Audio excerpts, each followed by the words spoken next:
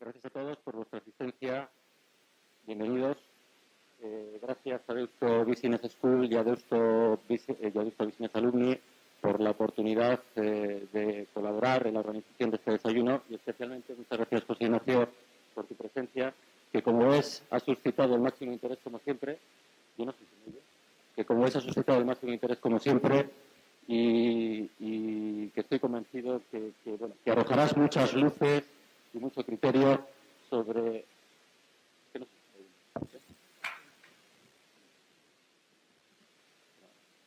Y como digo, arrojarás muchas luces y mucho criterio sobre los retos a los que se enfrenta el sistema financiero español.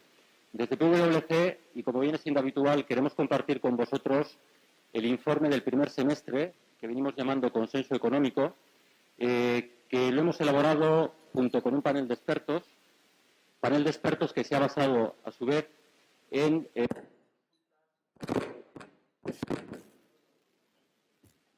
Lo siento.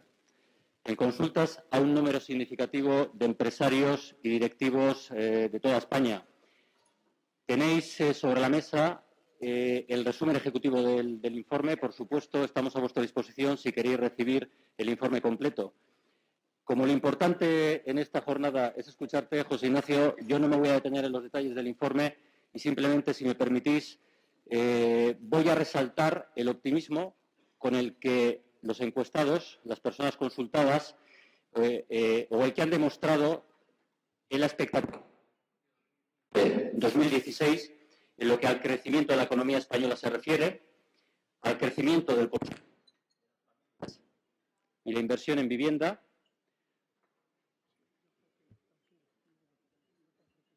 al crecimiento. Cambiamos,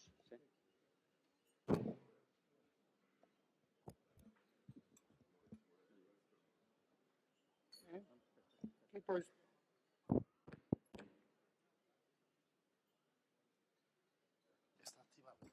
Bueno, a mí la tecnología no me funciona nunca, con lo cual hoy no iba a ser la excepción. Comentaba que simplemente quería resaltar el optimismo que han puesto de manifiesto los consultados en relación con el crecimiento de la economía española en el periodo 2015-2016, el crecimiento esperado del consumo de las familias, de la inversión en vivienda, de las exportaciones y, por supuesto, de la creación de empleo. En este sentido, los consultados creen que las reformas que se han llevado a cabo serán positivas y veremos los frutos en los próximos meses y esperan incluso que se profundice en el desarrollo de dichas reformas. En el apartado de las sombras, porque siempre hay sombras, sí, en el apartado de las sombras, los directivos y empresarios consultados han puesto de manifiesto, digamos, el escaso fuelle o el insuficiente fuelle que todavía parece que la economía mundial tiene y las sombras a nivel español las han situado sobre el mapa político que después de las elecciones podamos tener sobre la mesa y, por tanto, las incertidumbres que dicho mapa político pueda generar, ¿no? En este contexto, en cualquier caso de optimismo, yo creo que José Ignacio, como digo, pues arrojará muchas luces y mucho criterio en lo que al reto y a los retos del sistema financiero español se refiere. Y solamente, José Ignacio, si me permites, me atrevo a enumerar algunos, por decirlo de alguna manera, la reputación de las entidades, la rentabilidad bancaria, la solvencia, supervisor único europeo, digitalización y todo ello también en relación con el conjunto de la economía española y podríamos hablar también, si te parece, pues del aparente elevado nivel de bancarización español en relación con los países de su entorno y con la situación también pues del crédito para empresas y familias que afortunadamente parece que está mejorando, ¿no? Desde PwC simplemente y para finalizar quedamos a vuestra disposición.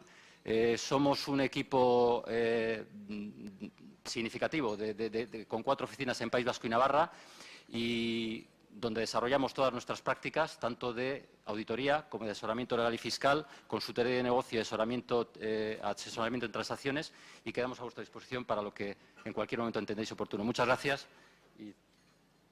Gracias, Ricardo. Como sabéis, la conferencia de José Ignacio Goiri-Golzarri se titula La adaptación del sistema financiero español al nuevo entorno, la experiencia de Bankia. como es muy conocido y está en su casa, pero voy a describir brevemente el currículum de José Ignacio. Nació en Bilbao en 1954, está casado y con 2 hijos, licenciado en Ciencias Económicas y Empresariales por la Universidad Comercial de Deusto de la promoción del 77, estudió Finanzas y Planificación Estratégica en la Universidad de Leeds, en el Reino Unido, ha sido profesor de la Universidad Comercial de Deusto en el área de Planificación Estratégica en los años del 77 al 79. Como es bien conocido en esta plaza, ingresó en el Banco Bilbao en 1977 en el área de Planificación Estratégica. En 1992 es nombrado director general del BBV y en 1994 pasa a formar parte de su comité de dirección, siendo responsable de banca comercial en España y de las operaciones latinoamericanas. En abril de 2001 es nombrado director general del Grupo BBVA, responsable de banca minorista a nivel global. En diciembre de ese mismo año 2001 es nombrado consejero delegado del Grupo BBVA. Muchos compañeros de este grupo nos acompañan hoy en este desayuno. Cargo que desempeñó hasta octubre de 2009. En su extensa vida profesional ha sido consejero y vicepresidente de Telefónica, vicepresidente de Repsol y presidente de la Fundación España-Estados Unidos. Actualmente es presidente de Bankia y de BFA, presidente de Garun Fundazioa, vicepresidente de Deusto Business School y presidente del Consejo Asesor del Instituto Franklin. Tras la intervención de José Ignacio, nuestro decano, al cual, en nombre de Deusto Business Alumni, queremos felicitarle muy efusivamente por su reciente nombramiento como decano de Deusto Business School para un nuevo periodo de 3 años, Sorionak Guillermo, moderará el posterior coloquio. Os hemos dejado una serie de cartulinas en las mesas para que durante la presentación de José Ignacio nos hagáis llegar las preguntas que entendáis oportunas para el coloquio posterior. Sin más, tienes la palabra, José Ignacio. Muy bien.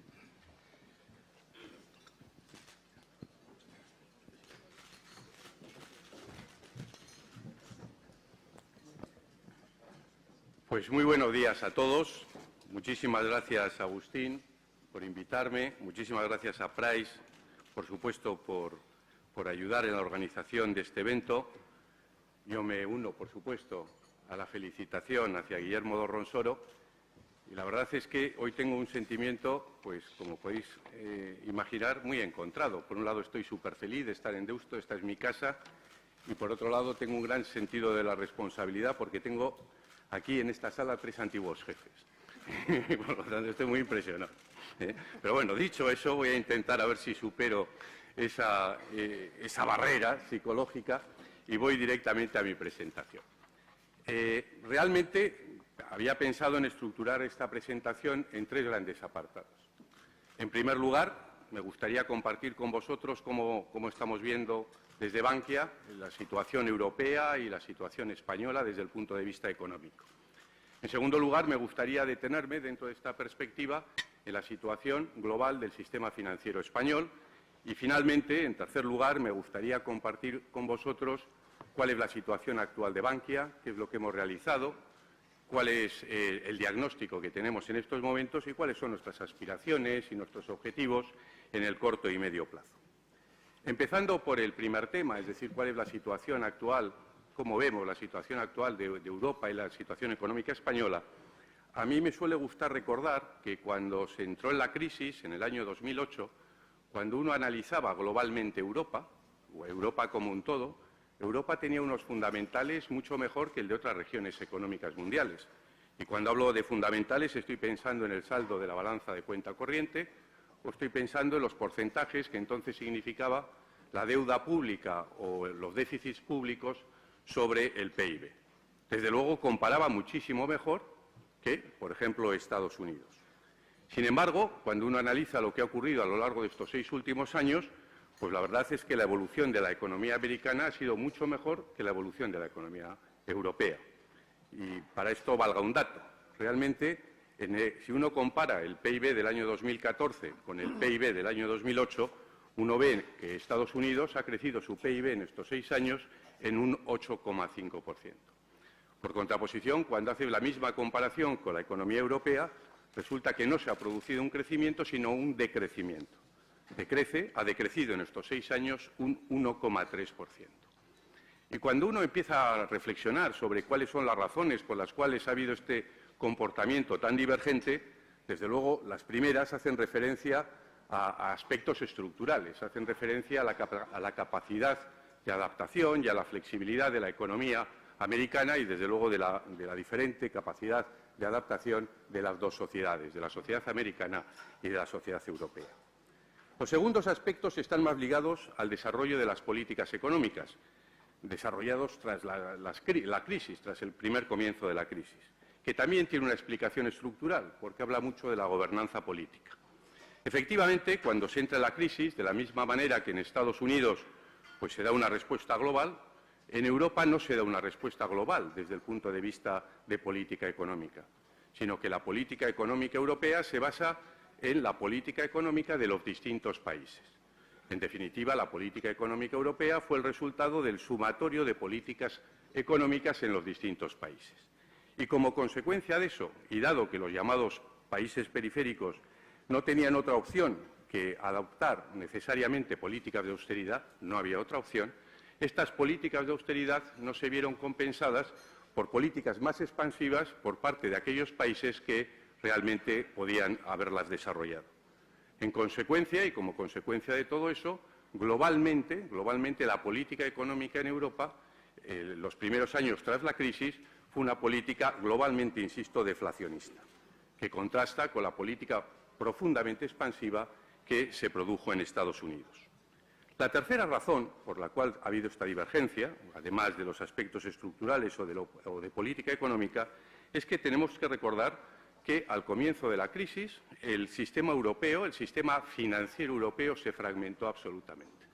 Y como consecuencia de esta fragmentación hubo países, y entre ellos España, por supuesto, que tuvieron una situación pues, muy grave desde el punto de vista de liquidez. Tuvieron un estrangulamiento de la liquidez. Y como consecuencia de eso vimos las primas de riesgo realmente en niveles absolutamente insospechados.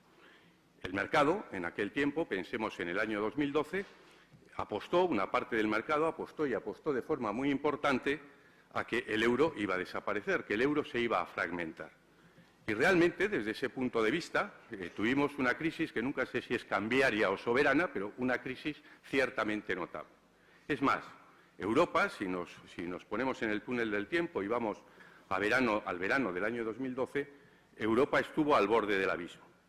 Y es cierto que ante esa situación de tan crítica, y como siempre pasa en Europa, cuando estamos al borde del abismo, Europa reacciona. Y realmente en el verano del año 2012 hubo una reacción muy importante por parte de las instituciones europeas. Y no me estoy refiriendo a las famosas palabras de Draghi, que también, sino sobre todo a los avances tan importantes que se produjeron en la Unión Bancaria Europea. La Unión Bancaria Europea, antes del verano del año 2012, era un concepto académico y no estaba en ninguna agenda oficial de ninguna institución europea. Sin embargo, entonces se definió un calendario, que por cierto se está llevando a cabo de forma puntual, que fue extraordinariamente importante para salir de aquella situación. Y cuando hablamos de la Unión Bancaria Europea, a mí me suele gustar recordar que esto no es un tema de bancarios, ni es un tema técnico.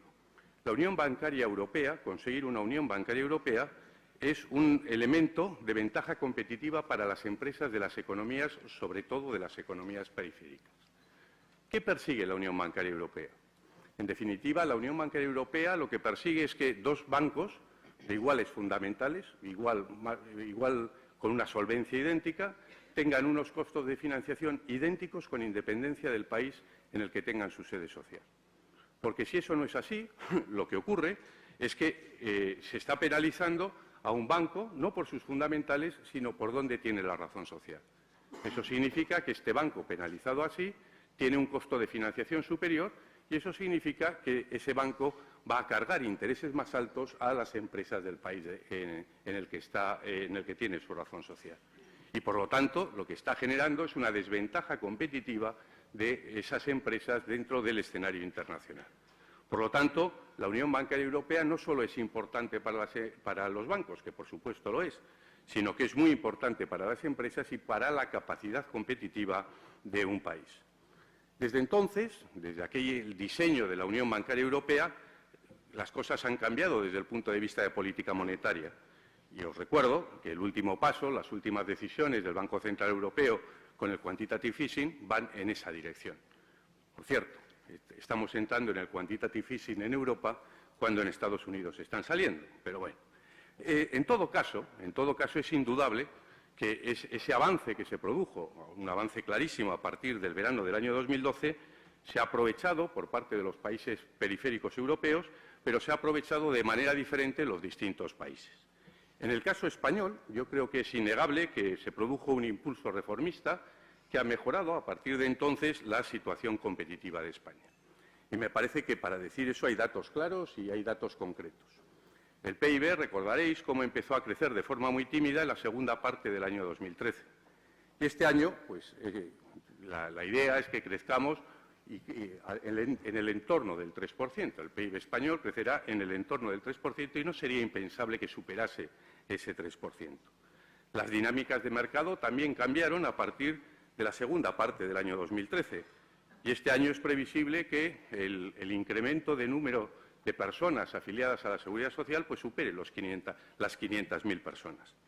Recordad cómo en el año 2007 España era el segundo país en términos de déficit comercial del mundo, tanto en términos absolutos como en términos relativos.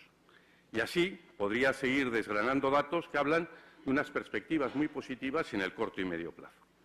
Que a mí me suele gustar decir esto y empezar mis presentaciones sobre la situación de la economía europea y española con estos datos, porque esto no nos ha tocado en una tómbola o en una lotería, sino que esto es producto del resultado, y es el resultado de grandes sacrificios de todos los agentes económicos. Sin embargo, quedarse con esta foto me parece que es insuficiente y peligroso, porque la economía española tiene ante sí unos retos tremendamente exigentes. Y, desde luego, el reto más importante es luchar contra esa lacra social que es el desempleo. Y tenemos que ser conscientes que para luchar contra el desempleo no valen crecimientos del 2-3% durante 2 o 3 años, sino que necesitamos un ciclo de crecimiento estable y muy largo. Y para ello tenemos que ser muy realistas para empezar sobre nuestra situación de partida. Estamos hablando de las muy buenas perspectivas del año 2015. Si esas perspectivas se cumplen, a finales del año 2015 tendremos un PIB que será, en todo caso, 3,5% inferior al que teníamos en el año 2008. Desde el punto de vista del mercado laboral, creo que es una gran noticia, qué duda cabe, que en los últimos 12 meses hayamos tenido un incremento de la afiliación a la Seguridad Social superior a 500.000 personas. Pero no nos tenemos que olvidar que hoy hay 3.300.000 puestos de trabajo menos de los que teníamos en la situación precrisis. Y siendo cierto que gran parte de la mejoría de la economía española es gracias a los esfuerzos que se han producido, tenemos que ser conscientes también que hay dos elementos que son vientos de cola muy potentes. Lógicamente me estoy refiriendo al precio del petróleo y a la evolución del euro.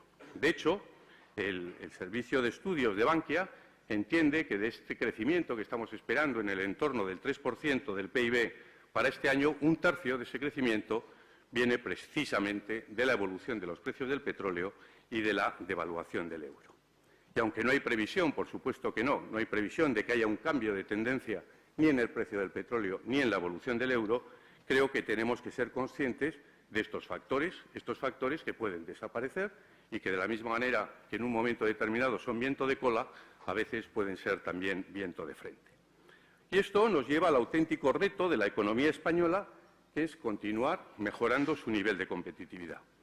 Porque, desafortunadamente, los problemas no se solucionan definitivamente en base a políticas expansivas, sino que los problemas hay que enfrentarse también desde la perspectiva de políticas de oferta. En definitiva, desde la perspectiva de mejorar la competitividad de nuestras empresas y de nuestros ciudadanos. Y para ello, la economía española tiene muchos retos. Tiene el reto del déficit público, pero a mí me gustaría concentrarme en dos, que me parecen los más relevantes desde el punto de vista estructural. Me gustaría concentrarme en el desempleo, en primer lugar, y en los desequilibrios exteriores, en segundo lugar. Comenzando por el desempleo, estamos diciendo, y por supuesto es así, que para luchar contra el desempleo necesitamos un ciclo de crecimiento económico estable y largo.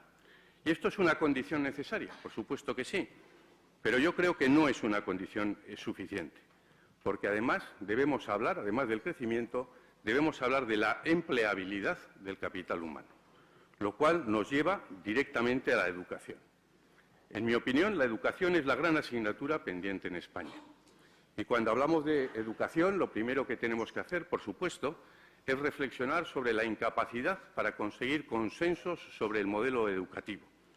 Y, además, tenemos que reflexionar sobre esa incapacidad en una situación en la cual el modelo educativo está teniendo resultados pobres y, desde luego, hay una evidente asimetría con los requerimientos del mercado. Pero sobre este tema, sobre la educación, digamos, tradicional hasta la universidad, se ha debatido mucho y no me quiero centrar en ese tema. Me gustaría añadir otro prisma. Siempre decimos que en una sociedad de cambio como la que estamos viviendo en estos momentos, realmente la formación continua es absolutamente necesaria. Necesitas formar continuamente a tu capital humano. Y ese es un concepto que está muy bien, que además en algunos países pues puede ser hasta académicamente interesante, pero para España es una situación absolutamente perentoria. Y me gustaría dar algunos datos para que veamos de qué estamos hablando. Según el último informe del Eurostat, el 22% de las personas entre 18 y 24 años en la sociedad española, los adultos entre 18 y 24 años, el 22% no han concluido la formación obligatoria. El 50% de nuestros desempleados llevan más de 18 meses en el paro. Es más, el 50% de las personas que están buscando empleo vienen de la construcción. Y, desde luego, no podemos esperar a que haya otro boom de la construcción para que estas personas encuentren empleo. No os quiero llenar de datos, pero hay otro dato en esta línea que también me parece que es absolutamente claro. El 50% de los parados de muy larga duración, es decir, aquellas personas que llevan más de 3 años parados, son mayores de 45 años. Hay 700.000 personas mayores de 45 años que llevan más de 3 años parados. Pues bien, de esas personas, ni el 20%, el 19% solo, recibieron algún tipo de formación o reciclaje en el año 2014. Y esto significa que nosotros tenemos que plantearnos con absoluto rigor y ambición la educación, no solo desde el punto de vista del periodo escolar, sino desde el punto de vista de mejorar las capacidades de todas estas personas que tienen bajos niveles de cualificación y, por tanto, tienen baja empleabilidad. Y esto no es un tema de medio o largo plazo, esto es un tema de corto plazo, porque la sociedad no puede desentenderse del futuro de estas personas y, además, sería económicamente insostenible. Pero es que, además, paralelamente, estamos engendrando un problema de empleabilidad a medio plazo muy evidente como consecuencia de la falta de equilibrio de los niveles formativos. Y aquí un ejemplo probablemente vale más que 1000 palabras. Solo el 8,6% de los adultos españoles tienen un programa de formación de FP de segunda fase. Solo el 8,6%. Y esto contrasta con el 34% que se produce en la OCDE o el 56% que se produce en Alemania. Y ello por no hablar de la FP dual. Desde luego, aquí lo que tengo que decir es que en el País Vasco el tema de la formación profesional se vio desde hace mucho tiempo y se diagnosticó de forma muy clara. Pero globalmente en España solo el 8,6% de los adultos españoles han realizado un programa de formación profesional de segunda fase. Y creo que, entendiendo así la educación de esta forma extensiva, pues realmente pocos temas merecen un plan muy ambicioso, como el tema de la educación, para asegurar el futuro, el empleo y el futuro, en definitiva, de los ciudadanos españoles. En segundo lugar, el segundo reto al que me refería después de la educación es el de los desequilibrios externos, que nos va a conducir directamente a la competitividad de las empresas españolas. Veamos, empecemos por una reflexión. España tiene una deuda externa neta que es más o menos parecida a su PIB, 100% del PIB. Y esto en un mercado como el actual, lleno de liquidez, en el cual el mercado es muy complaciente, las primas de riesgo son muy bajas, desde luego no es una preocupación perentoria y casi nadie está preocupado por esto. Pero estructuralmente es decisivo, porque mostrar capacidad de autofinanciación es un elemento fundamental. Todos los que estamos aquí hemos visto cómo el mercado cambia sus sentimientos y hoy está complaciente y mañana no puede no estarlo. En todo caso, además, no puedes depender de variables que no puedes manejar para asegurar el futuro, el crecimiento en el medio y largo plazo de tu economía. Y si bien es cierto que desde el punto de vista de exportaciones, las empresas exportadoras españolas han hecho un gran trabajo en los últimos 10 años, manteniendo cuota de mercado a nivel internacional, lo que tiene un gran mérito, también, como antes decía, tenemos que ser también muy prudentes con el diagnóstico de nuestra situación de partida. Solo un tercio de las empresas exportadoras en España pueden considerarse exportadoras regulares. Solo hay 45.000 empresas en España que se pueden considerar exportadoras regulares. Y el crecimiento respecto al año 2009 ha sido un 15%. Y además, y hablando de los desequilibrios exteriores, históricamente ha habido una correlación muy clara entre crecimiento de PIB y crecimiento de empleo y desequilibrio exterior en nuestra balanza externa. Históricamente siempre ha ocurrido eso. Durante la crisis había dudas si iba a seguir ocurriendo eso o no.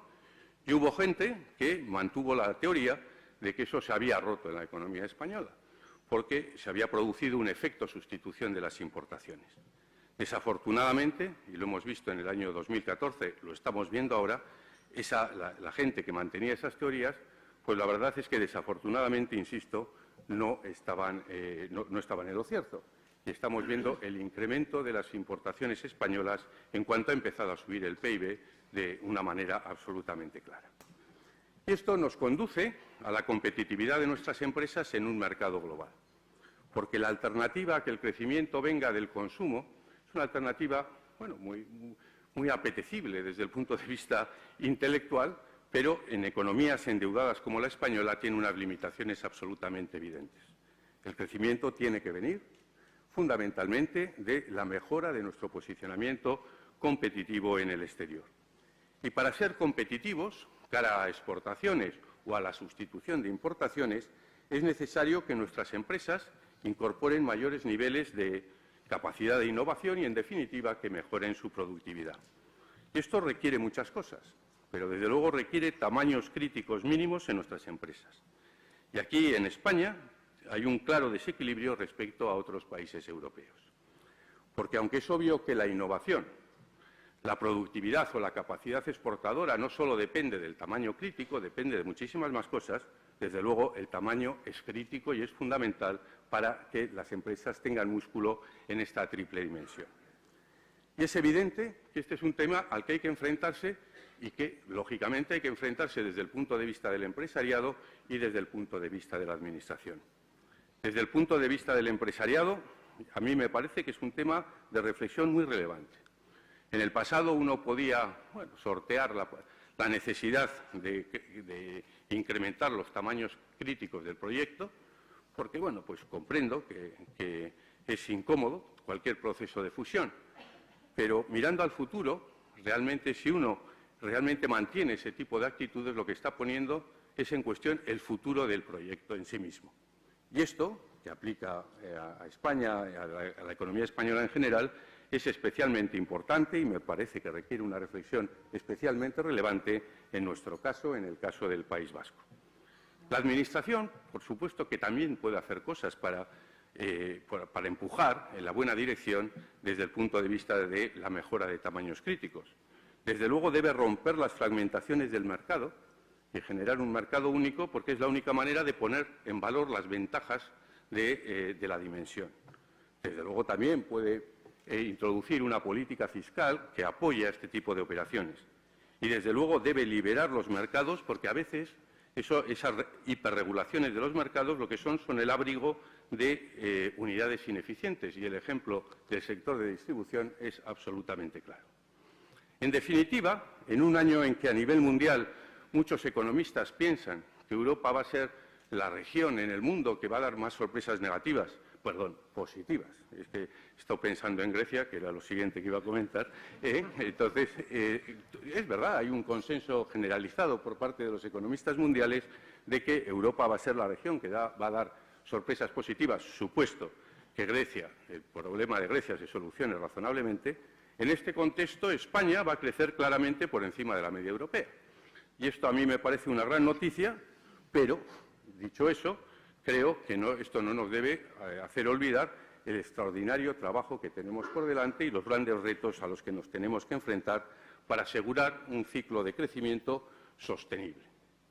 Y dicho esto, y en este contexto de la situación económica española, me gustaría ir a la segunda parte de mi presentación y hablar del sistema financiero español. Que también aquí, y lo adelanto, realmente la conclusión, el diagnóstico es un poco el mismo. Estamos mejorando claramente, pero tenemos grandes retos por delante. El sistema financiero español, el sistema bancario español, se ha visto favorecido, como un todo, por una serie de decisiones institucionales. Desde luego, se vio favorecido por todas las decisiones que se tomaron en verano del año 2012. El sistema bancario español ha sido uno de los grandes beneficiados de la Unión Bancaria Europea y, además, se está viendo beneficiado de la reforma financiera que llevó a cabo el ministro Guindos. Creo que estos dos elementos han sido muy importantes y positivos para el sistema financiero español. Pero, dicho eso, el sistema bancario ha hecho también un esfuerzo de transformación muy relevante que me gustaría compartir con vosotros. En primer lugar, el sistema bancario español realizó un gran esfuerzo de consolidación que era absolutamente necesario para incrementar tamaños críticos y, en consecuencia, para mejorar la eficiencia del sistema. Hemos pasado de 53 entidades a 16 entidades. En segundo lugar, el sistema bancario español ha hecho un extraordinario esfuerzo de saneamiento. En los últimos años, en los años de la crisis, ha cargado contra sus cuentas de resultados 280.000 millones de euros, es decir, el 28% del PIB español, y se ha cargado contra las cuentas de resultados. Y al mismo tiempo se ha hecho un gran esfuerzo de capitalización. Se ha incrementado el capital, además de las provisiones, se ha incrementado el capital de los bancos españoles en 100.000 millones de euros. Y además, todo ello se ha hecho con un gran sacrificio. Desde el año 2008 se han reducido las oficinas bancarias en prácticamente 14.000. En definitiva, 1 de cada 3 oficinas bancarias se han cerrado. Y desde el punto de vista de la plantilla de los bancos, esta se ha reducido en casi 70.000 personas.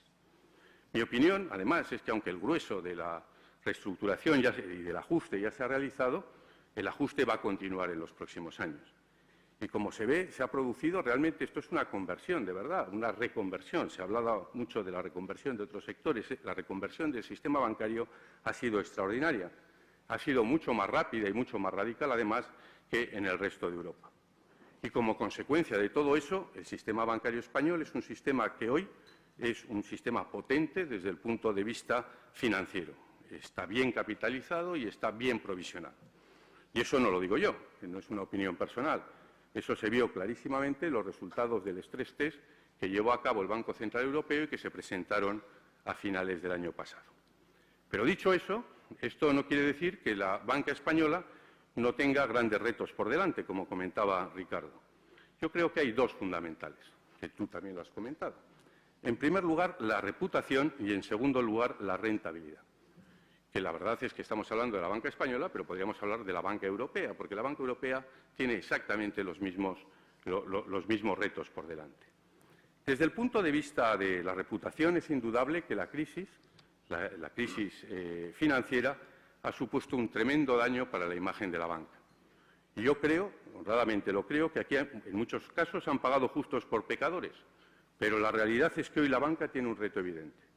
Por un lado, recuperar la confianza de los ciudadanos y, por otro lado, transmitir que su papel es clave para un crecimiento sostenible de una economía. Y este es un tema de cada banco, por supuesto que sí, pero desde luego este es un reto que debe enfrentarse a nivel sectorial.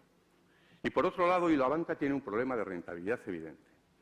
La banca europea o la banca española está teniendo una rentabilidad sobre fondos propios actualmente en el entorno del 4 o 5%. Esa es la media sectorial. Esto está muy lejos de los 20% que se tenían antes de la crisis. Pero más importante que eso, el 4 o 5% está claramente por debajo del costo de capital que tienen los bancos europeos. El costo de capital, como sabéis, en definitiva, es el rendimiento que un inversor exige para comprar acciones de una entidad. Y por lo tanto, estamos dando una rentabilidad claramente por debajo del costo de capital. Y esto es especialmente relevante en una situación regulatoria como la que tenemos hoy, en que los reguladores están requiriendo, exigiendo mayores niveles de capital a los bancos europeos, lo que significa que tienes que atraer capital en una situación en la cual tu rentabilidad es inferior al costo de capital. Por lo tanto, el reto es clarísimo. El reto es incrementar la rentabilidad. Pero no es sencillo incrementar la rentabilidad en un entorno como en el que estamos en estos momentos, con tipos de interés prácticamente cero, que no lo hemos vivido ninguno en nuestra experiencia profesional, y en países, como es el caso de España, en el cual se está produciendo un proceso de desapalancamiento. La combinación de ese proceso de desapalancamiento y esos bajos tipos de interés te llevan a que realmente es un reto incrementar los ingresos. Por lo tanto, incrementar la rentabilidad no es una tarea sencilla. Requiere, por supuesto, que además de un excelente control del costo de riesgo, por supuesto que sí, requiere una mejora constante de la eficiencia. Y para que esto sea posible, lo que hay que hacer es como lo que hemos hablado anteriormente de las empresas españolas. Necesitamos incluir, introducir grandes dosis de innovación y claras mejoras de la productividad. Y esto es especialmente importante en el sector bancario, porque además el sector bancario, desde el punto de vista estructural, está en un extraordinario proceso de transformación. Como podéis comprobar, mi impresión personal es que estamos ante un reto ciertamente complicado y ciertamente difícil. Pero también suelo decir que, puestos a elegir entre retos, prefiero tener este reto que el que había en el año 2012, por aquello de que primum vivere y deide filosofare. Pero bueno, con esto paso a la tercera parte de mi presentación, que es la situación de Bankia, lo que hemos realizado hasta ahora y cuál es la perspectiva para el futuro. Y también os adelanto, un poco el diagnóstico que yo personalmente tengo para Bankia, pues es un poco parecido al que tengo de la economía española o del sistema bancario español. En definitiva, hemos mejorado mucho, pero tenemos grandes retos por delante y tenemos muchas cosas que mejorar. Yo fui nombrado presidente de BFA y de Bankia en mayo del año 2012, el 9 de mayo del año 2012. O sea, llevo tres años y 13 días como presidente de Bankia. Aquello coincidió con los momentos más duros de la crisis cambiaria europea a la que antes he hecho referencia. Y no voy a profundizar porque recordaréis perfectamente que la situación de Bankia entonces era una situación muy delicada. Cuando nos incorporamos a Bankia, tuvimos que trabajar básicamente en tres frentes de forma prioritaria. En primer lugar, el gobierno corporativo. Era absolutamente fundamental. Teníamos que cambiar la composición de los consejos. Y lo hicimos así. Cambiamos tanto el Consejo de BFA como el Consejo de Bankia. El Consejo de Bankia está hoy compuesto por 11 consejeros, 3 ejecutivos, 8 independientes. Estos 8 independientes son personas con unos currículums espectaculares, extraordinarios, con una experiencia empresarial realmente notable. Y cuando hablo del gobierno corporativo, siempre quiero añadir que estoy profundamente agradecido a las personas, a los consejeros independientes que se incorporaron a Bankia. Porque si hoy uno pone un anuncio en los periódicos pidiendo consejeros para Bankia, seguramente tenemos una cola suficientemente larga. Pero esas personas, con ese gran prestigio, realmente asumir el riesgo reputacional que asumieron en el año 2012 es una cosa que agradezco profundamente. Dentro del gobierno corporativo hemos ido avanzando a lo largo de estos años, pero recuerdo, porque me parece muy plástico, una de las primeras decisiones que tomó el Consejo de Bankia, que fue cambiar la política de consejeros en nuestras filiales y subsidiarias. Decidimos que Bankia tenía que estar representada en sus filiales y subsidiarias no por consejeros externos, sino por ejecutivos del banco. Y como consecuencia de eso, desaparecieron 800 consejeros externos. Y como consecuencia de eso, nos ahorramos 7 millones de euros en dietas anuales. En segundo lugar, el segundo frente al que nos tuvimos que enfrentar fue la definición de un proceso de detección de operaciones no ortodoxas.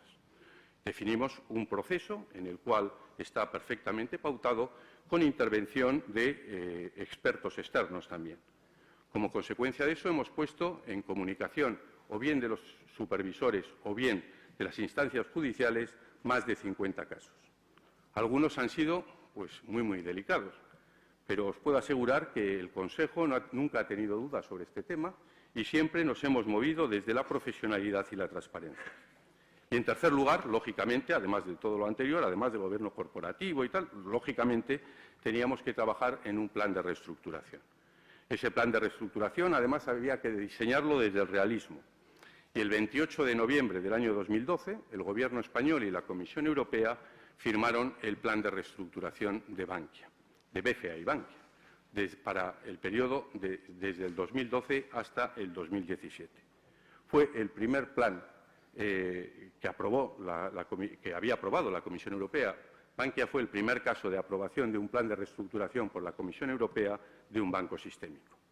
Y como consecuencia de aquello, se decidió la inyección en BCA, en el grupo BCA, de 18.000 millones de capital, de los cuales 10.700 fueron a Bankia y el resto para compensar pérdidas en BCA.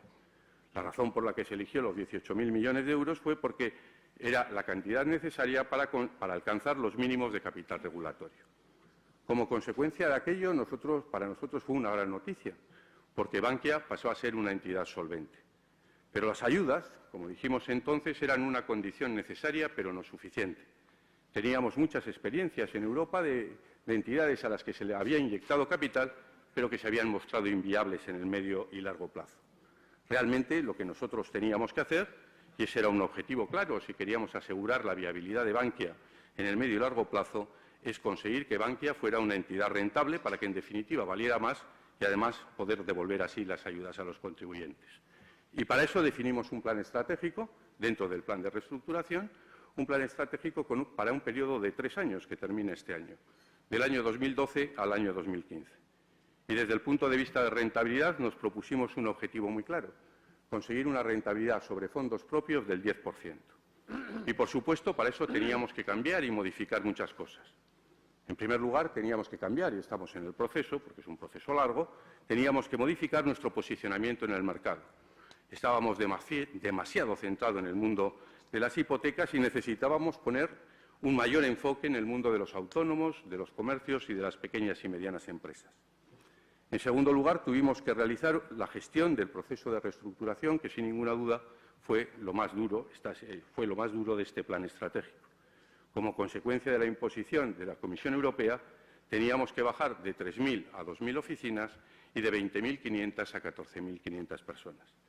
La Unión Europea nos daba 3 años para hacer eso, pero decidimos hacerlo mucho más rápidamente. Decidimos hacerlo en 1 año y, de hecho, lo hicimos en el año 2013. Y la razón de esta rapidez es porque era imposible manejar un proyecto empresarial con esos niveles de incertidumbre. Es imposible manejar un equipo sabiendo dentro de ese equipo que 1 de cada 3 personas tenían que salir. En tercer lugar, tuvimos que hacer, y prácticamente lo tenemos concluido, un gran esfuerzo de desinversiones de activos no estratégicos. También nos lo requería la Comisión Europea. Hemos desinvertido prácticamente 40.000 millones de euros de activos no estratégicos. Y, por supuesto, teníamos que cambiar las políticas y el sistema de riesgo. Pues bien, hoy, 2 años y medio después, ¿cuál es la situación de Bankia? Bueno, pues estamos en el camino de conseguir este plan estratégico. Hoy yo suelo decir que los contribuyentes participan en un banco solvente y en un banco bien provisionado y bien capitalizado.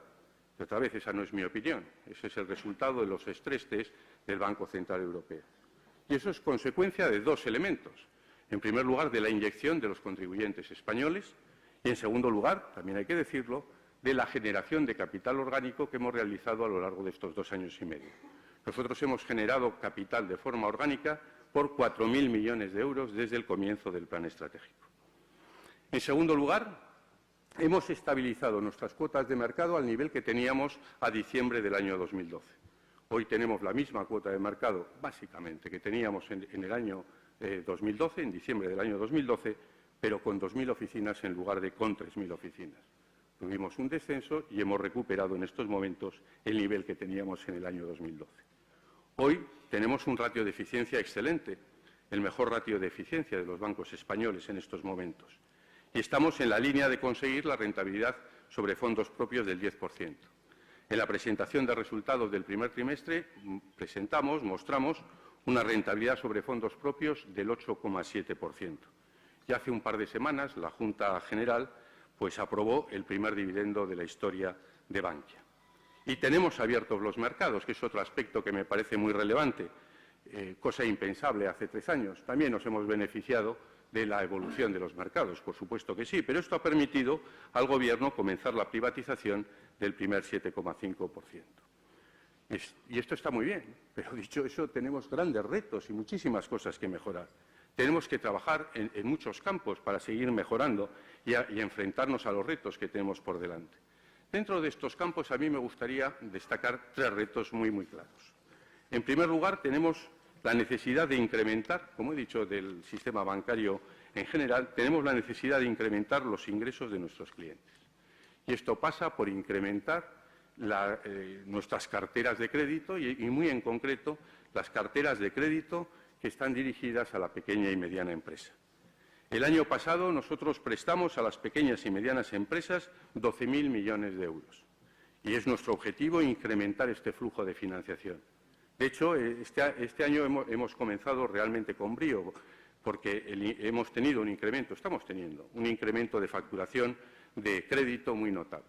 De hecho, cuando uno compara lo que hemos generado de crédito, la facturación de nuevo crédito en los 4 primeros meses de este año con los 4 primeros meses del año anterior, estamos con crecimientos del 41%. En el País Vasco este 41% es más alto y ha ascendido hasta un 66%. En segundo lugar, debemos continuar mejorando nuestra eficiencia. Esto es absolutamente clave. Tenemos una buena eficiencia, pero la tenemos que seguir mejorando. Y esto, en definitiva, lo que requiere es grandes dosis de innovación. Innovación que, por supuesto, no es solo tecnología. La tecnología, en definitiva, es un medio, no es un fin. Pero la tecnología es muy importante dentro de la innovación. Y desde ese punto de vista nosotros estamos invirtiendo fuertemente en tecnología. Y lo estamos haciendo como una prioridad absolutamente clara dentro de nuestro plan estratégico. Pero quiero decir también cómo estamos invirtiendo en tecnología. Nosotros estamos invirtiendo en tecnología con 2 elementos fundamentales, o 2 referencias fundamentales. La primera, el cliente, y en segundo lugar estamos invirtiendo en tecnología en proyectos cuya rentabilidad en el corto y medio plazo es evidente. Y además, y en tercer lugar, además de, como decía, la necesidad de incrementar nuestra cartera de crédito y además de la necesidad de hacer un uso muy eficiente de nuestras inversiones en tecnología, un uso muy pragmático, además de eso, el tercer reto que tenemos, que yo creo que es el reto más importante que tenemos, es mantener la transformación anímica de nuestro equipo. Eso es lo más importante. Nosotros, dentro del equipo de Bankia, hemos tenido una transformación anímica muy importante a lo largo de este tiempo y la tenemos que mantener. Y cuando hablo de transformación anímica, estoy hablando de orgullo de pertenencia y de la sensación, de la idea de que realmente entre todos estamos haciendo un gran proyecto. Pero no estoy hablando solo de filosofía, estoy hablando de transformación anímica que se traduce en resultados. Y os voy a poner un ejemplo. Una manera que es muy simple pero muy plástica de medir la productividad comercial de una entidad es analizar, ver la evolución del número de productos que se venden en la red por empleados al mes. Pues bien, en el año 2012 nosotros vendíamos 18 productos por empleado al mes. En el año 2014 eran 31. Hemos incrementado un 70% en estos 2 años la productividad comercial. En el primer trimestre del año 2015 son 32,5. Y eso es lo que tenemos que mantener. Pero yo creo que en este tema de la transformación anímica, nosotros, todos los que trabajamos en Bankia, tenemos un plus de motivación. Yo lo suelo decir muchas veces. Por supuesto, Bankia es un proyecto profesionalmente muy atractivo, que realmente lo es. Pero además, Bankia tienes un plus de motivación porque te das cuenta que trabajas en un proyecto que tiene un gran impacto social. Si nosotros seguimos y conseguimos los resultados de nuestro plan estratégico, habremos contribuido, en primer lugar, a devolver la confianza que nuestros clientes depositaron en momentos tan críticos como los que vivimos en la segunda parte del año 2012. Si nosotros cumplimos nuestro plan estratégico, habremos asegurado más de 14.000 puestos de trabajo. Si nosotros cumplimos nuestro plan estratégico, conseguiremos devolver las ayudas a los contribuyentes, que es el objetivo más importante que tenemos. Y, en cuarto lugar, y de forma muy humilde, en la medida en que vamos desarrollando el plan estratégico de Bankia, a nivel internacional creo que es muy bueno para la imagen del sistema financiero globalmente y para la economía española en general. Y este es el objetivo que nosotros tenemos. Es un objetivo para el cual solo conocemos una receta, y la receta es muy sencilla y la conocéis mejor que yo: seguir trabajando. Muchas gracias por vuestra atención.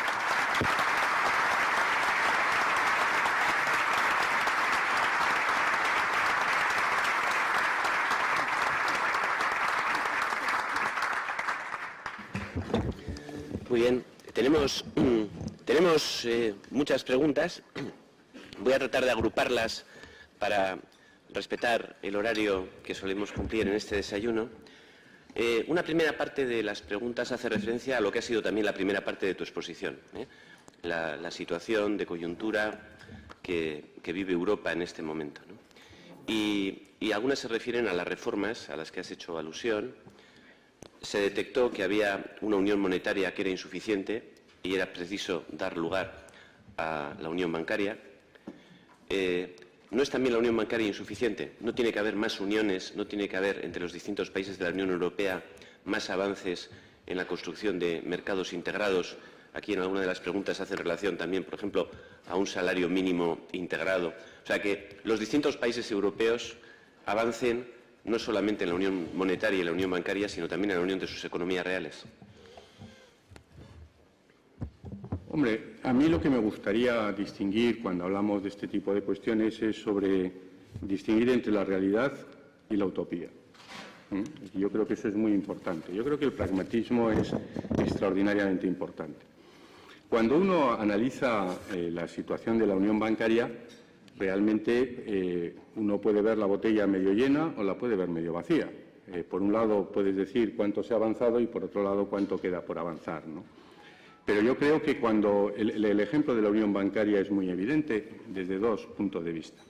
En primer lugar, como he comentado anteriormente, Europa, yo tengo la sensación que siempre avanza en situaciones de crisis. Es muy difícil ver avances en Europa si no es en situaciones pues de crisis o situaciones ciertamente pues complejas, ¿no? Lo decía antes, hablando de la unión bancaria. La unión bancaria antes del año 2012 era un tema, que solo se hablaba en las universidades, ¿no? Y en muy poco tiempo, realmente en 4 meses, se fue capaz de establecer un calendario, un concepto y un calendario. Pero cuando hablamos de la unión bancaria tiene 3 fases. 3 fases. Y sobre todo, y hasta ahora solo se ha puesto en práctica una. Hay calendario para las otras 2, pero hasta ahora solo tenemos la supervisión única. Y realmente yo creo que el proceso final de la unión bancaria pues nos va a llevar 3-4 años.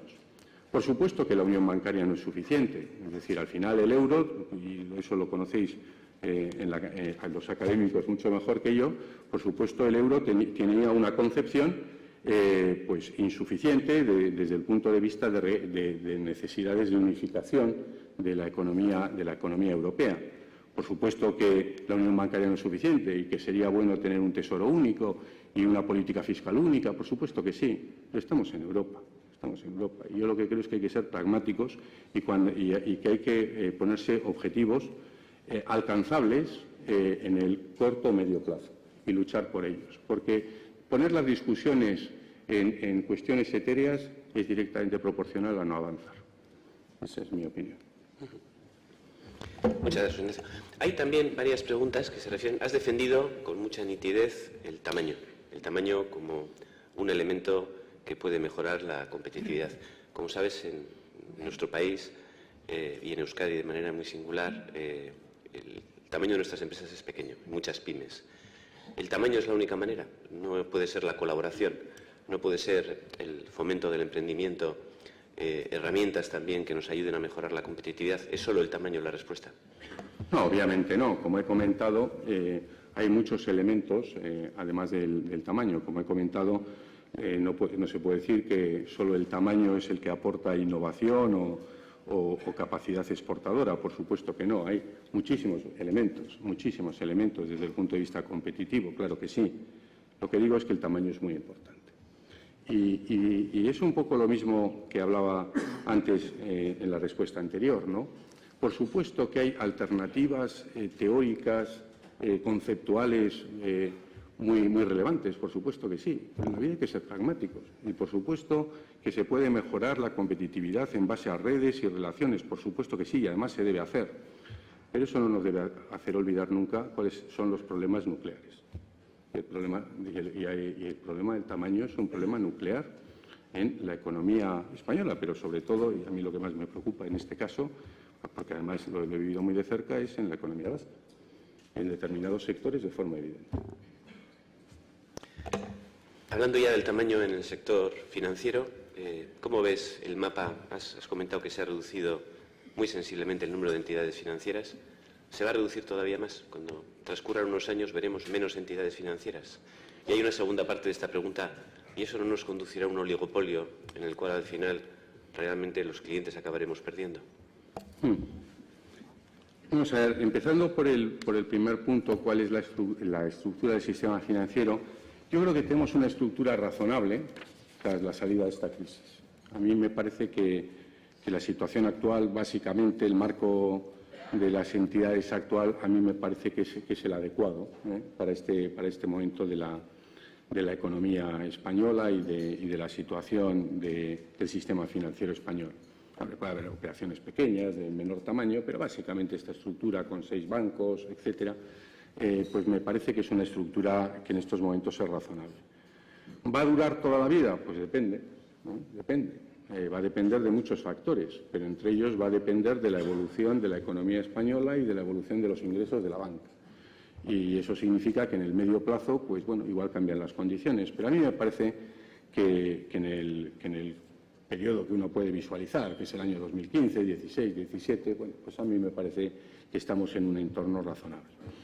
Quiero decir que cuando uno compara cuáles son las cuotas de mercado que tienen los 4 o los 6 grandes bancos españoles, cualquiera de las dos referencias es válida, esa cuota de mercado está bastante por debajo de otras referencias europeas, pero bastante por debajo. Es decir, que yo creo que el tema del oligopolio, desde luego, hoy no se da clarísimamente cuando uno lo compara con, pues no sé, con el Reino Unido, con Francia, en fin. Alemania es un caso especial, pero estamos lejos de ese oligopolio y creo que incluso otro proceso de concentración nos mantendría al abrigo del oligopolio. Pero dicho eso, estoy muy de acuerdo que uno de los elementos más importantes, que además el regulador tiene que estar observando permanentemente, es que haya competencia. Yo creo profundamente en la competencia. Yo creo que para todo el mundo es bueno la competencia. Incluso para los que estamos en el mercado compitiendo, porque aunque en el corto plazo te puede parecer que no, en el medio plazo la competencia es buena. Si tú tienes mucha competencia en el sistema bancario, estarás dando mejor servicio a la economía real irá bien, y si la economía real va bien, tú como sistema bancario te beneficiarás de ello. Y eso para mí, yo eso lo he tenido siempre claro y lo sigo teniendo muy claro. Muy bien. También, ante esta presión que tienen las entidades financieras de mejorar su rentabilidad, y en épocas anteriores ocurrió que las entidades financieras se desplazaron hacia mercados especulativos, mercados alejados de la economía real, mercados en los cuales el propio sistema financiero tiene la capacidad de ir creando burbujas que luego, cuando revientan, dejan bastantes desperfectos. ¿La regulación ha mejorado y evitaremos esta deriva hacia mercados especulativos en el sector financiero? ¿O tú crees que este riesgo todavía, con la situación actual, es una realidad, una amenaza real? Perdona. Vamos a ver, me gustaría hacer dos consideraciones sobre eso. En primer lugar, sobre si tendremos burbujas en el futuro o no las tendremos. Seguro que sí. O sea, yo creo que una de las cosas que uno ha aprendido a lo largo de los años es que los seres humanos cometemos errores permanentemente y nos caemos permanentemente en la misma piedra. Por lo tanto, pensar que somos capaces desde la regulación o desde cualquier otro campo de evitar ciclos, bueno, pues me parece que es una visión demasiado idílica, ¿no? Pero cuando hablamos de la regulación, a mí me gustaría hacer un comentario, ¿no? Un par de comentarios. Vamos a ver, no tengo mucho tiempo para profundizar en este concepto, pero me gustaría dejar clara una idea. Cuando uno analiza cuáles son las razones de esta crisis financiera, hay muchas razones, por supuesto. Pero, en mi opinión, cuando se origina, sobre todo con el mundo de la subprime, etcétera, hay muchas razones, insisto, pero, en mi opinión, una de las razones más claras fue el arbitraje regulatorio. El arbitraje regulatorio. En definitiva, los bancos, y no solo los bancos, pero también los bancos, generaron compañías que, fuera de los balances bancarios, no sujetas a la regulación bancaria, crearon los bancos en la sombra, por llamarle de alguna manera, que eran entidades que tenían menores requerimientos de liquidez y capital, que tenían un descalce clarísimo entre su activo, que era a largo plazo, y su financiación, que era en el corto plazo, y cuando explota el primer vehículo de esos, pues explotan todos en cadena. Y el origen y el comienzo de toda la crisis financiera se produce en Estados Unidos y se produce en los bancos en la sombra, es decir, en los sectores más desregulados. Y, lógicamente, luego afecta a los sectores regulados. ¿Qué ha ocurrido 6 años después? El otro día lo comentaba con un alto responsable del Fondo Monetario Internacional. 6 años después lo que ha ocurrido es que estamos regulando más lo que estaba regulado, que me parece bien, pero que estamos regulando más lo que estaba regulado, y de lo que no estaba regulado no hay ninguna regulación. Y, por lo tanto, eso es un elemento que a mí me parece muy importante. Es decir, yo lo que creo es que la regulación bancaria, que, por cierto, le convendría un cierto periodo de descanso, quiero decir, que tuviéramos una cierta estabilidad para saber exactamente cuál es, nos vendría bien eso, y espero que a lo largo de este año tengamos un marco más estable, pero que hagamos esa reflexión. ¿El arbitraje regulatorio que se produjo entonces se puede producir ahora o no? En estos 6 años se ha regulado lo que estaba regulado, está bien, insisto, pero no se ha regulado nada de lo que no estaba regulado. También hay algunas preguntas que hacen referencia a... Has hablado del sector bancario, de la innovación como una de las herramientas de mejora de la productividad, pero no has mencionado lo que pues, desde algunos sitios se apunta como una transformación radical que puede haber en los sectores financieros, ¿no? Que la entrada de nuevos agentes como puede ser Amazon o Google, la irrupción del dinero electrónico. ¿Tú anticipas que puede haber realmente un tsunami en el sector financiero que obliga a una transformación más radical de las entidades que operáis en él? O sea, yo sí creo que, y hacía esa referencia en la que no he tenido tiempo para detenerme, pero cuando hablo del futuro, siempre que reflexiono sobre el futuro del sistema financiero y del sistema bancario en particular, además de las mejoras y, bueno, de las mejoras, digamos, más normales dentro del punto de vista de gestión, siempre la reflexión que siempre he tenido y siempre tengo es que este es un sector en un proceso de transformación estructural clarísimo. De la misma manera que ha habido otros sectores, y aquí hay representantes de otros sectores que conocen muy bien esa evolución, ¿no? Y siempre ha sido una reflexión permanente. Tampoco esto es una idea nueva, una idea nueva. Yo recuerdo que cuando entré a trabajar en el Banco Bilbao, me mandaron a Cannes. Entonces había una asociación de marketing, que era EFMA, que sigue habiendo, pero que entonces era muy importante, y me mandaron allí en el año 79, ¿no? Como he estudiado en Inglaterra, tal. Pues bueno, fui allí. Y la conclusión que saqué a la vuelta y tal es que, bueno, el número de oficinas, en el año 79, el número de oficinas iba a reducir de forma drástica y que la banca móvil era el futuro. Claro, eso fue en el año 79. Recuerdo también que en el año 86 yo escribí en el boletín, en nuestro boletín, un artículo precisamente hablando de los nuevos competidores, que entonces creíamos que Microsoft iba a entrar, Microsoft iba a entrar en el mundo de la banca. O sea, quiero decir que esta discusión es una discusión antigua, ¿no? Lo que sí es cierto es que las velocidades son muy diferentes.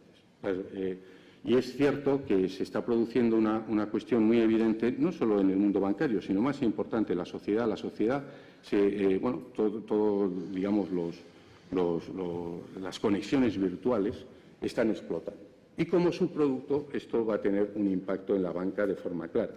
Para mí era evidente siempre que la banca no iba a ser un elemento tractor en esa evolución, pero si la sociedad cambia, el impacto en la banca iba a ser clarísimo. Y esa virtualización de la sociedad se está produciendo. Y, por lo tanto, que eso va a impactar y está impactando ya de forma clara en la banca, en mi opinión, es absolutamente evidente. Cuando yo analizo, por ejemplo, las relaciones de los clientes dentro de Bankia, 1/3 de nuestros clientes son clientes de Internet, prácticamente. Bueno, y por lo tanto eso es una transformación clarísima a la que hay que enfrentarse. Y me parece que es uno de los elementos de reflexión estratégica muy relevantes. Pero yo suelo distinguir siempre entre la misión del consultor y la misión del gestor. El consultor, los grandes consultores como Price, lo que nos tienen que dar, los que nos tienen que mostrar son las tendencias, las grandes tendencias. Y tienen que acertar en que las tendencias sean las que realmente luego se produzcan. El gestor no tiene esa responsabilidad. La responsabilidad fundamental del gestor dentro de esas tendencias es el timing, acertar con el timing.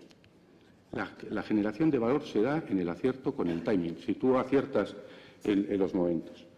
Si te quedas atrás, estás desbocado desde el punto de vista estratégico, y si vas por delante, pues realmente también tienes un problema de posicionamiento estratégico.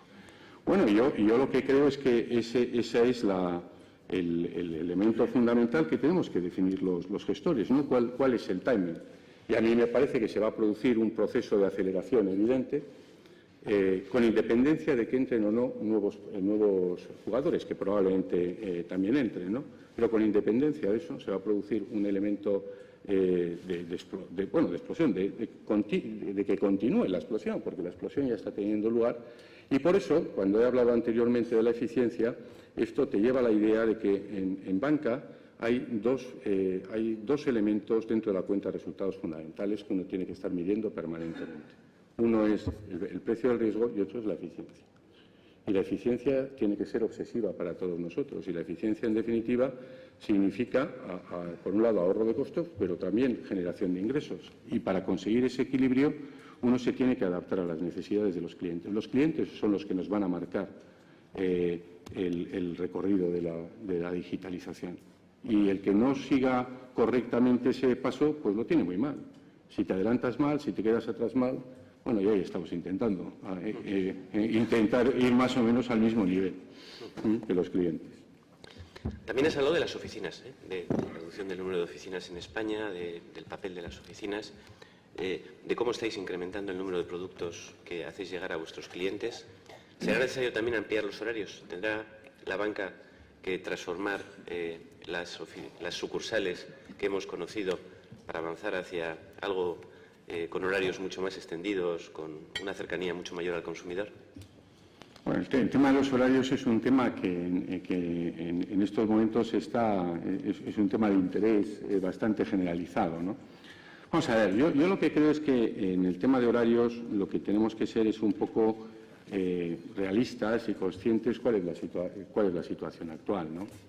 Nosotros, cuando uno analiza realmente el tema del servicio al cliente, todo esto todo el tema de los horarios y todo este tipo de discusiones se tienen que originar siempre desde la necesidad del cliente. Es decir, el cliente aquí es el centro, pero no es una manera de hablar. Yo, como suelo decir, sin cliente no tendríamos puestos de trabajo, ni tendríamos sueldos, ni tendríamos salarios, ni nada. Entonces, el cliente es un poco el que nos va a marcar la pauta. ¿Y qué nos está diciendo el cliente? Pues el cliente nos está diciendo algunas cosas claras. Nosotros tenemos en Bankia un concepto que es el concepto de oficinas ágiles, que son muy transaccionales. Tenemos en estos momentos 130 oficinas ágiles que abren en horario continuado hasta las 6 de la tarde. Bueno, y lo que nos están diciendo los clientes es que el 20% de ellos van en horario de tarde.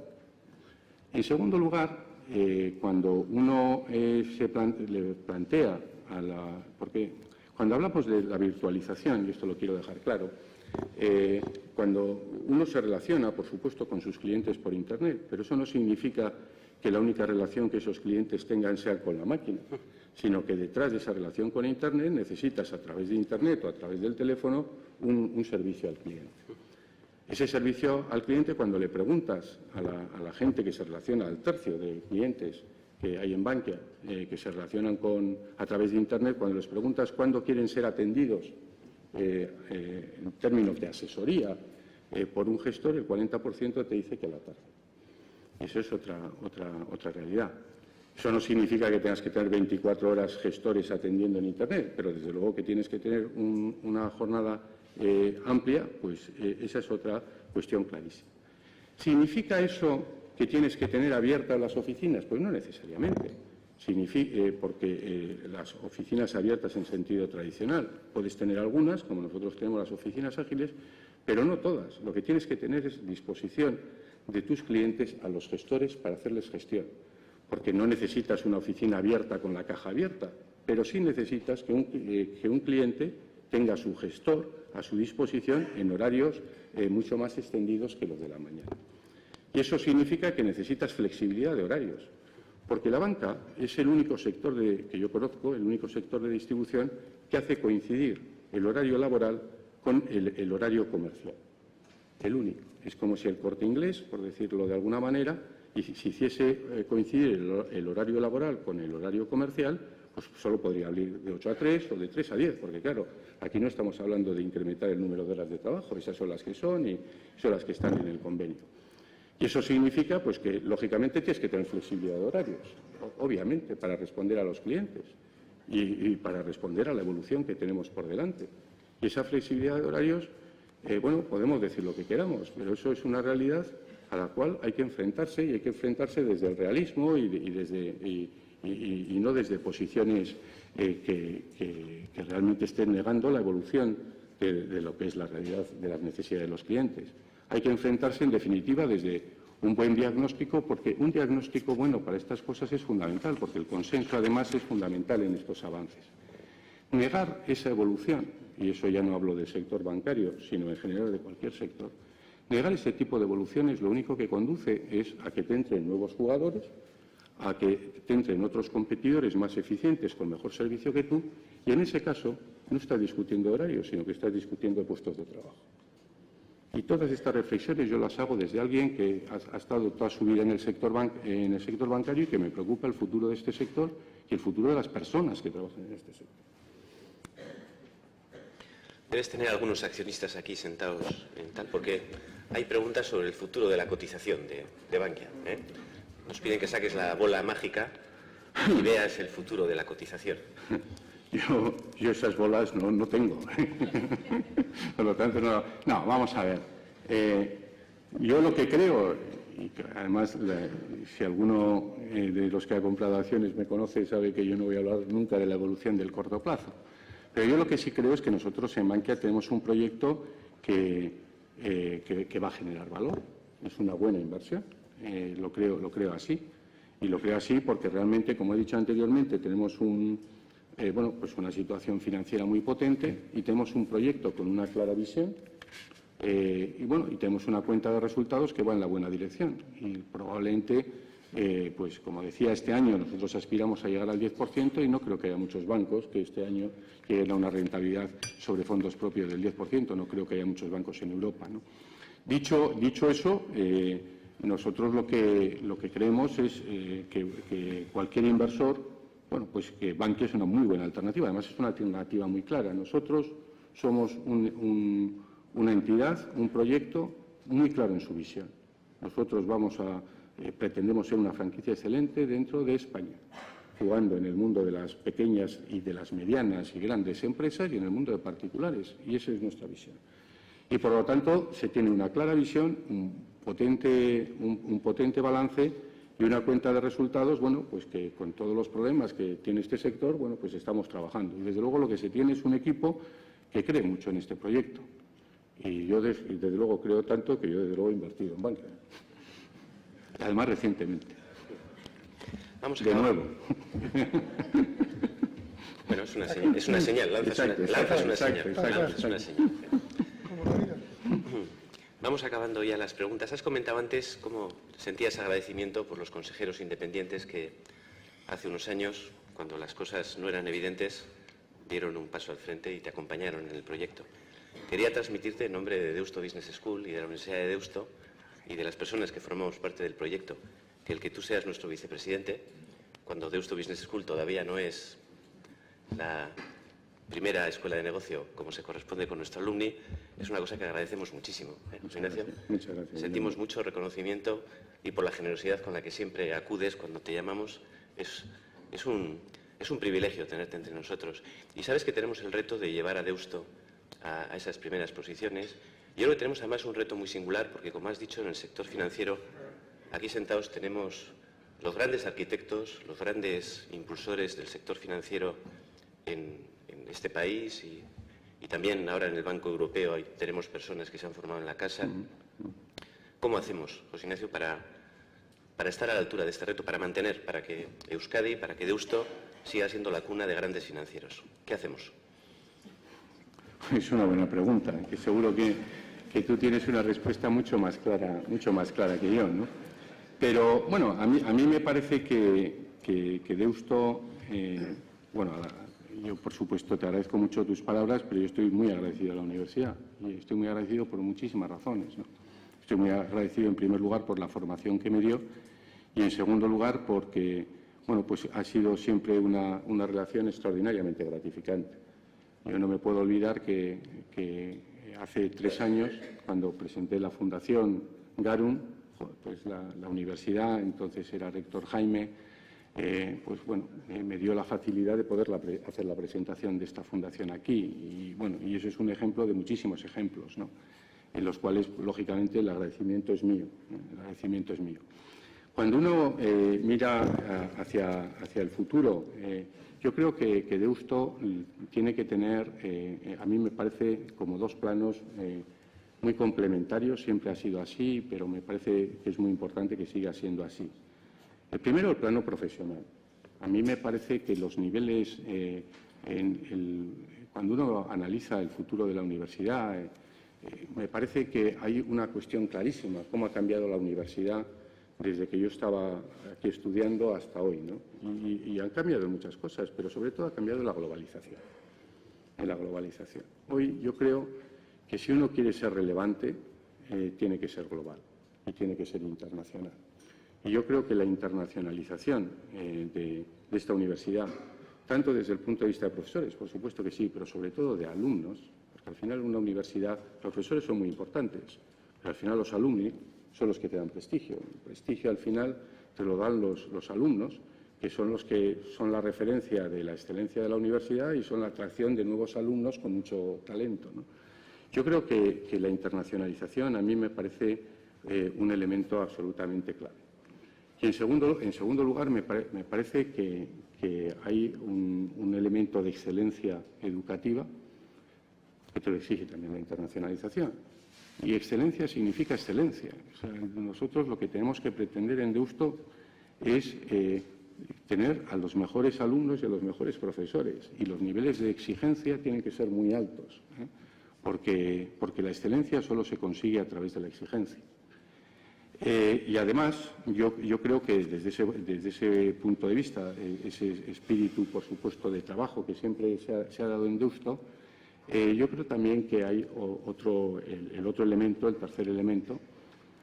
Decía que había una bifurcación desde el punto de vista profesional, teníamos la globalización y la excelencia y el espíritu de esfuerzo que siempre se ha tenido aquí. Pero hay otro elemento fundamental que no nos debemos olvidar, un elemento diferencial de Deusto, de la comercial en su momento, de la ESTE, es que estás dentro de la Universidad de Deusto. Y esto es una serie de principios y una serie de valores que tiene que ser un elemento diferencial de Deusto. Porque si tú te olvidas de esas cuestiones, bueno, pues estás haciéndote una commodity. Y me parece que además de la excelencia desde el punto de vista académico, que es extraordinariamente importante, me parece que los valores, los principios de esta universidad tienen que ser también un elemento diferencial. Esa es mi opinión. Muchísimas gracias. Una opinión muy relevante, muy certera. Hay algunas preguntas sobre los políticos, el sistema público. Es una pena que hayamos entrado justo ahora en la jornada de reflexión antes de las elecciones. Presidente, si te parece, puedes... Muchas gracias.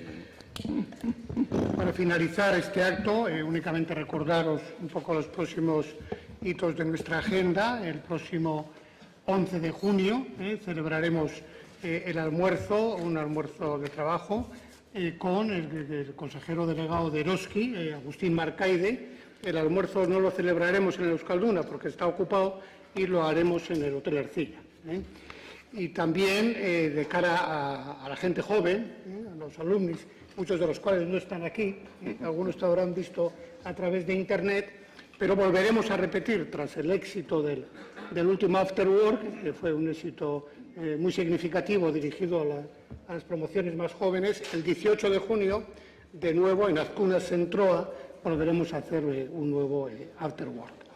Y deciros que el siguiente paso que tenemos en este proceso de convergencia y potenciación de Deusto Business Alumni, el día 15 de junio constituiremos la nueva Junta Directiva de Deusto Business Alumni, incorporaremos los componentes de Alumni La Comercial, de Alumni de INSIDE y de Executive, y abordaremos el reto de impulsar, el maravilloso reto de impulsar este Alumni de cara al futuro.